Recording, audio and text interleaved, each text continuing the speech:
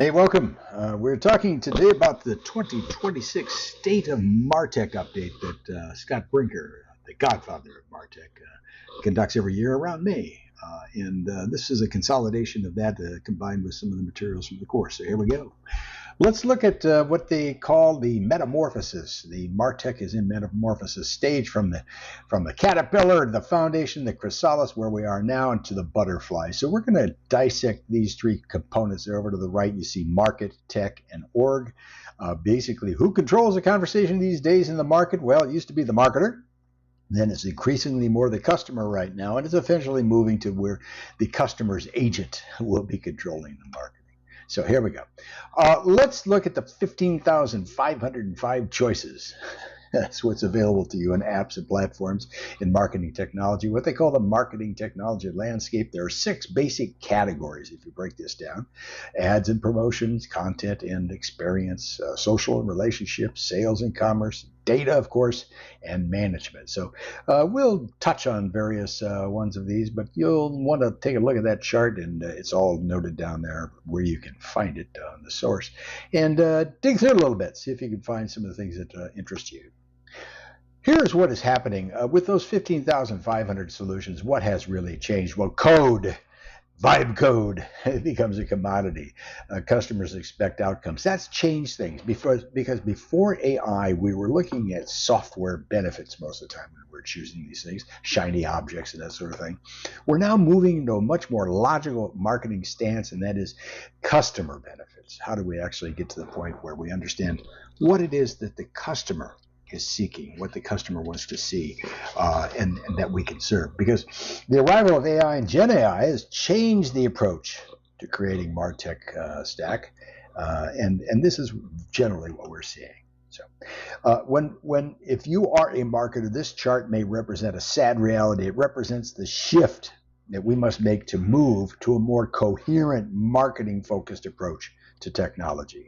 It represents where we have been misdirected our stack in the past, trying to get to this operational logic, this balance covering all the bases, to the point at which we are moving to an economic logic. Where do we make our money? Call it value engineering. That's where you'll hear a lot about in this presentation, focusing on impact, not overall utilization, but impact in the business drivers, if you will. That's really what we're trying to get to. So one of the things I think that we think about is that 80% of our revenue comes from 20% of the journeys, data, and tools. So operational logic optimizes for stack completeness, whereas economic logic optimizes for revenue, compounding revenue. The evolution of MarTech from this rigid stack of years past to a more composable canvas is where we are moving. The integration challenges between each box in the stack versus the data and services are fully connected across the organization. That's what we see here. In MarTech, a composable canvas is an architectural model in which marketing capabilities operate on a single shared data foundation rather than closed software silos. So instead of integrating multiple rigid boxes or suites with copied data, such as marketers using interchangeable AI agents, tools, and apps directly on top of unified data, the old stack you bought in all-in-one software suites that force you to manage scattered data sets, sync data manually, often with failure, and between the platforms, and working around vendor-imposed roadmaps. The word deterministic will come up here shortly, but it's really the rigid system. The composable canvas, on the other hand, is data, such as customer content, campaign, and control. These are the things that live in one central governed layer, like a cloud data warehouse, if you will. Specialized services and AI agents connect to this layer to perform specific tasks without the bottlenecks. That's the whole concept. The old stack was dominated by all-in-one software suites. The composable canvas lives in one central layer, allowing AI agents to perform specific tasks without bottlenecks. So when we look at it, we enter the obvious glaring opportunities, enter agents. Let's look at 3 different buckets of agents. For marketers, those tools helping us to do our work behind the scenes have always been kind of the agents for marketers, right? For customers, we were the ones that created the agents for customers. They were the means that we could still control and deploy what the customer is seeing and how they're moving through the journey. Things like customer service chats and things like that. AI SDRs, the sales development reps, and shopping concierges and e-commerce sites. So now we're seeing a whole new component, and that is agents of customers. And agents of customers are changing the equation because now the customer is moving into control. The reality is no one knows exactly where marketing is going to wind up in this whole evolution. But basically what we've seen here is that in the first two stages, we're improving marketing, our ability to control it, so to speak. Whereas the last stage here of customers is disrupting. This is through the agents that customers are employing. How is this all going to play out? We don't know. Even the big guys fail. Think about this one. This headline from CNBC that OpenAI's first crack at online shopping stumbled. It was a disaster. It's preparing for the next wave. It doesn't even know. So we're learning a lot, folks. That's really what it comes down to. We have a lot to learn, and we're learning a lot. Back to this chart. Now we move into that second realm of tech. And essentially in the tech realm, AI is disrupting everything, as you know, including the SaaS model. That SaaS is a software as a service. AI is everywhere, but integrated nowhere. That's the biggest concern. Like HubSpot, for example, a cloud-based marketing, sales, and CRM platform, a great one, used by businesses to attract, engage, convert customers, move them through the journey. Yet as a SaaS product, it is delivered over the internet as a prescription-based service that bundles these things like contact tracking, SEO, and analytics, and other features that they add on a regular basis into a one-stop product to handle many, many functions. HubSpot and SaaS platforms like it are highly deterministic. That is, they produce the same output every time given the same input because they follow fixed, predictable rules. Workflow automation is rule-based with if-then kinds of conditions. The issue here is then that modern marketing is increasingly adding non-deterministic or probabilistic AI layers like generative email on your subject lines, for example, or predictive lead scoring. This is all using machine learning models. So what is happening here is we are actually moving to this context as a service, not software, but context. Modern AI marketing agents function best when they interpret ambiguous human intent. And we hope they do that and decide what action to take next. That's moving as close as we can to the decision framework. This is a shift from the rigid rule-based to the if-then logic over to more of a human kind of a logic. So what does that mean? This is a very complex chart. MarTech is shifting from deterministic systems of record to context as service. Context as CAS uses probabilistic models to interpret customer intent despite signal loss. So it's moving through the obscurity, the ambiguity. This architecture migration powers autonomous AI agents with real-time context, enabling hyper-personalized experience, more agile, composable marketing stacks. So take a few minutes to look at this. We talk about decoupling records from action, handling signal loss and ambiguity, powering autonomous agents, and finally, this whole notion of where we go with ecosystem agility. This is worth a little bit of your time to study and run through. I won't do it here for the sake of time. So let's move on to the next component. What is AI doing to SaaS systems? We're still going to have them around, by the way. Overwhelmingly, it's enhancing the functionality, 85.4%. To a lesser but substantial degree, it is implementing entirely new functionality. That's what we hope to do. But there's something else in implementing new functionality and innovation. We'll get to that in a second. Basically, the clear way to see this is the switch from the traditional rule-based automation, deterministic as we discussed, to intelligence-based automation. Tools like HubSpot's AI Content Assistant or Salesforce's Einstein GPT can draft emails, add copy, landing pages, social post on demand. So essentially, we're seeing replacing existing functionalities about 30%. But we're seeing another phenomenon. For a brief period, actually, SaaS subscriptions began to decline, and 20 to 25% of the stack was eliminated. There was this growth in how firms used SaaS, essentially. And in the AI era, however, we now have two complementary technologies. SaaS is rule-based and deterministic, operating through predefined logic to ensure reliable, predictable outputs. Very important. That's the solidity, that's the firm, that's the infrastructure. While AI is increasingly being integrated. So you see here the large companies, as many as 700 kinds of apps in operation. Well, lots of things are happening here. SaaS is the infrastructure, while AI agents generate value because they communicate with and better understand customers. So in practice, SaaS provides the detail. AI agents provide the human touch, as we say, human in the loop. You don't want to guess at the prospect's age or location. That's why we need that deterministic stuff. You want it to tap into data that they know for certain. Two complementary kinds of technology here. After all, you don't want to guess at the customer's age or other pertinent data, so you need the deterministic role. Yet, the AI provides a human touch through probabilistic, language-based layer. The examples, deterministic might be something like a calculator used when the system is fully knowable and repeatable, math, logic, accounting, contract terms. Whereas probabilistic is like a weather forecast used when when uncertainty or complete information maybe is a little sketchy. We have to predict or guess. Probabilistic is what the word comes from. Investing, medical diagnostic, consumer behavior, that's where this shines, because we don't know all the facts all the time.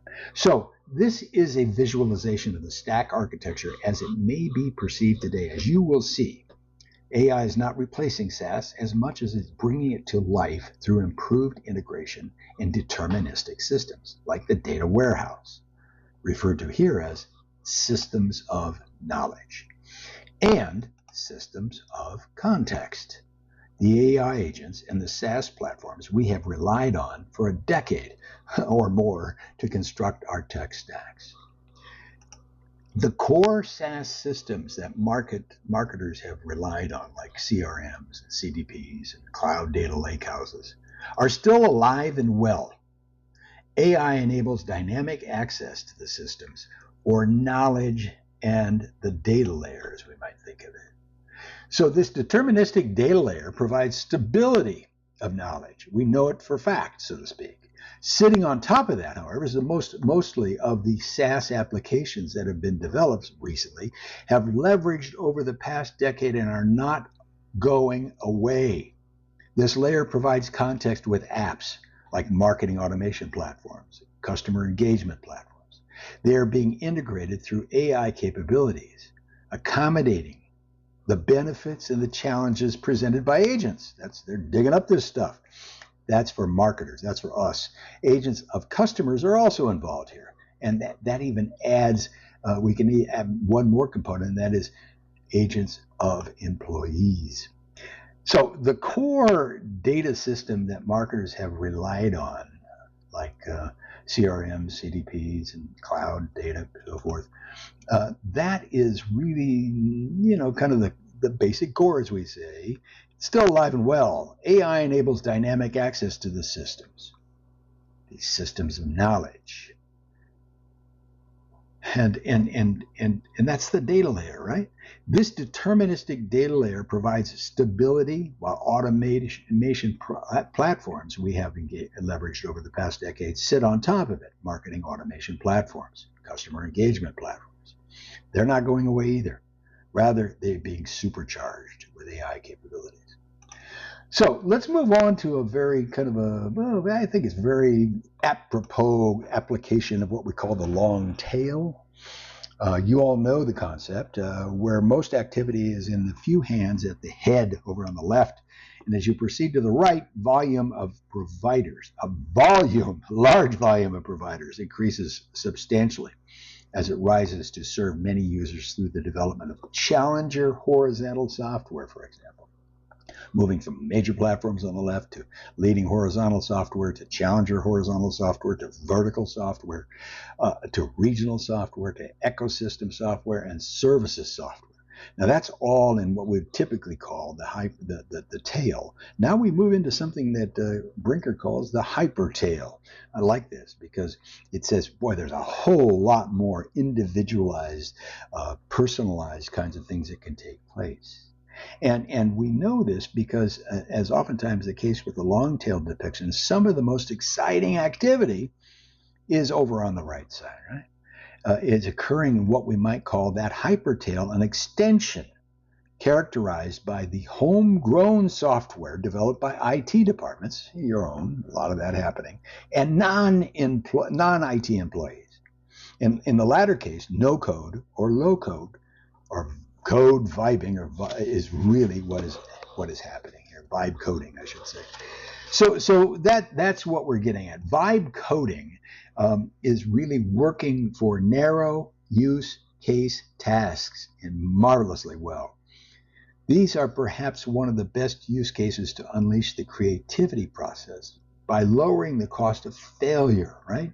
We want to examine, we want to practice, we want to look at these things, we want to test hypotheses quickly, get answers back fast. It allows creators to take wild, niche, and non-commercial risks they would never waste their time on before. Before, you had to have a session to kind of determine what you were trying to do. You then transfer that over to the engineers, and the engineers would work furiously to come up with, well, you don't have to do that anymore. Vibe coding allows us to do something entirely different. So what we're seeing here is that traditionally underserved markets over in the simple, not complex, the internal use, not the external, fewer users, not many users, short lifespan stuff, not long-term, low risk versus high risk, and big one, ambiguity versus well-identified, gives us a chance to probe and understand what might be happening with our customer and where we might be able to leverage some activity and action. An example might be something like Meal Muse. Have you heard about that? It's basically a little app where the consumer can submit a photo of their refrigerator contents and it generates fully mapped meal plans. It's wonderful, based on your mood even. Referring to the chart then, this addresses an underserved area where simple internal use, few users, short lifespan, low risk, and ambiguity live. This opens up the reality of creating instant software or even instant businesses. Vibe coding is built on human language and accomplishes the messy, complex task of syntax, dependency, management, manual error debugging. This development kind of reminds me of way back when we moved from MS-DOS to drop-down menus. Yeah, I was around for that. It was a long time ago. So let's move on to the next component here that we think about, and that is the traditional commercial apps that have been moving from basically the basis of what we do into a whole new area here where we'll call it customer apps and agents, which is the expanded footprint of the future MarTech stack. This is where we actually understand these commercial apps as the infrastructure, the SaaS. They're the infrastructure we can build on with the AI and the agents. So let's go back to this chart. Now we're in the third realm down, the organization. And what is happening here, if you want to be somebody in the world, you want to think about this: value engineer and context engineer. Those are areas that are going to continue to grow. They're going to be the places. If you're a manager, you can pretty well know you're going to have to understand these emerging roles. And if you're a worker, capture the ability and the skills to serve in these roles, and you'll have a job forever.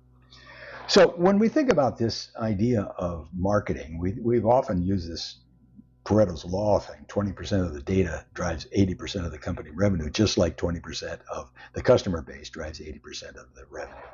So when we think about this is now a discussion about value and context engineering. It seems we marketers always try to optimize for coverage, like we said. However, that's like boiling the ocean. All the data points, all the technology, too much. It's very hard. We should optimize for cash. As a matter of fact, we have limited resources, so we better aim toward the money. 80% of revenue comes from 20% of transactions. Then we can look into new possibilities. That's essentially what we're trying to get to. It may seem heroic, innovative, and entrepreneurial. However, you will find that those who outperform the competition focus on their market and product. That's that basically we look at this 2 by 2, and over on the left side we see existing and new markets, and on the horizontal it's existing and new products. So when we look at the quadrants that are developed by those, we think of market penetration as that number one area in which the work is basically here's the work where the work is to understand why the customer succeeded, the resources they use, the advantages they have, marketers and customers. Once you have a handle on that, it's appropriate to move into the other components of market development, product development. And then finally, the real key is to get to the diversification level. This is the value engineering. That's value engineering. And what we mean by that is that basically we plan on the understanding that every customer is a proven revenue. They're on board, they're generating revenue. They're in our base that we know who they are. Every customer was once a lead. Think those two things together, and now we recognize how we really focus our efforts on attracting and keeping customers. So, this is if you want to put it in a word, it's value engineering. Now, the three contexts, we know that the context of knowledge is essential, right? It's the deterministic, solid data that we access to create value. And this is where the idea of context comes into play. Context is used, we've used that a lot, and this is hopefully going to try to explain it, especially in this emergent presence of AI. How do we use context in AI models to get the right instructions, data, and tools, and even context graphs that present our history with customers? The idea is to view these contexts as overlapping. And this is common overlap. The Venn diagram demonstrates the importance of the interrelationships of company, customer, and the systems that we use to manage those relationships. So the idea is to view these contexts as overlapping interrelated areas, specifically company, customer, and systems. These spheres overlap, but not perfectly. That is the issue. So we lean on this new term, value engineering. The challenge is to identify the intersection between company and customer, the green shaded area here. Value engineering is it reverse engineers from outcomes. So we look at what worked, figure out how it got there. It's the who, what, and why of marketing. This is essentially positioning, segmentation messaging. And go-to-market segmentation messaging and go-to-market strategy.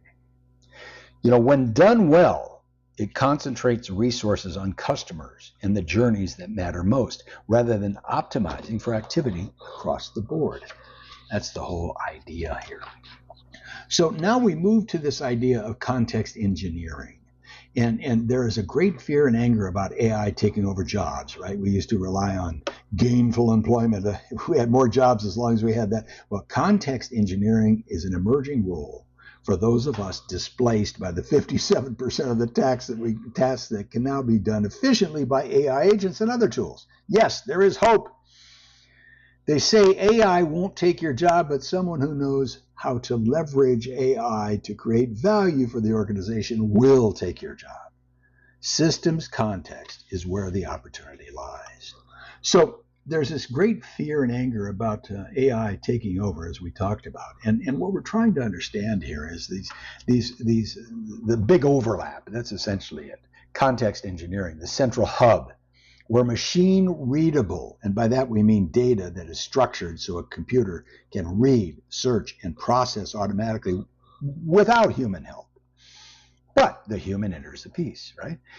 Enabling AI to deliver context-aware, highly accurate, valuable interactions that humans can then direct action.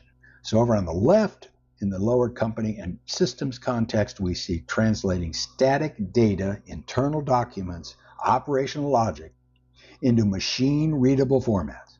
This allows AI and search systems to understand your business's specific rules and facts. Over on the right, customer and systems, that converts user behavior, preferences, and feedback into actionable real-time responses. This ensures systems are hyper-personalized, highly relevant to the end user, and flow smoothly.